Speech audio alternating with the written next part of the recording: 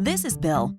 He's worked hard to build a business, providing quality services and creating good-paying jobs. And he lives in the greatest state in the country.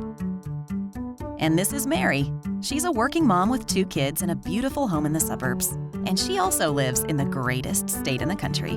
Look how happy they are. Bill and Mary depend on the fact that their elected officials are working together to grow Georgia's economy, making Georgia's proven business climate a premier destination in the global marketplace, attracting international businesses and growing businesses that already call Georgia home. And our economy depends on modern transportation infrastructure, from the world's busiest airport to the nation's fastest growing ports to 4,500 miles of railroad and the 10th largest road system in the nation. Together, it has connected our people, our businesses, and our state to the country and the entire world. Now, Georgia is at a crossroads. We have the opportunity to invest in Georgia's future, protect our progress, and create stability that will allow Georgia to continue leading the way in economic progress. But if we neglect transportation infrastructure funding, we will venture down a road of uncertainty, jeopardizing everything we've worked so hard to create. Let's take a closer look. There's currently a $1 billion budget gap for maintenance and modernization of Georgia's roads and bridges.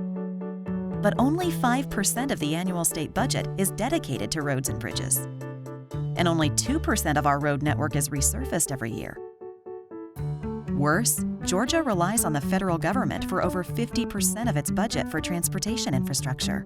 As a result, these funding deficiencies have created a maintenance backlog, causing Georgia roadways with a fair condition rating to decline by 20% in just 12 years.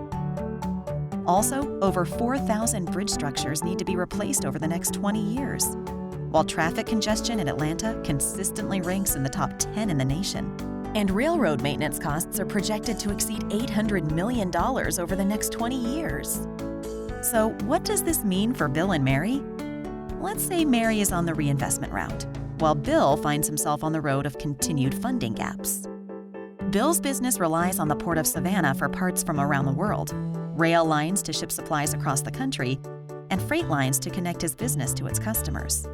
So while Bill is on the path of insufficient funding for transportation, those international parts may get delayed in transit, and those rail lines might not be so dependable, meaning Bill can't connect with his customers, and Bill's customers can't count on him. That's not good for Bill.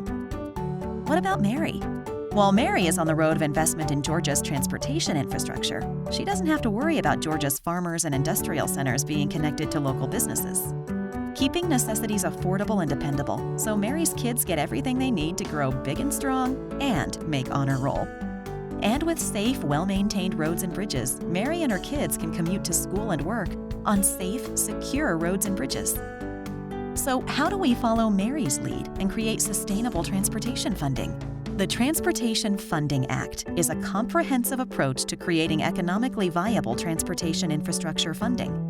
Together, these measures will create sustainable transportation funding, ensuring that Georgia continues to lead the way in economic development and global competitiveness, while also creating safe and efficient roadways for our people. More importantly, it's what the people of Georgia want. 66% of Georgians support the legislature taking action to raise the more than $1 billion needed to maintain and repair our broken infrastructure.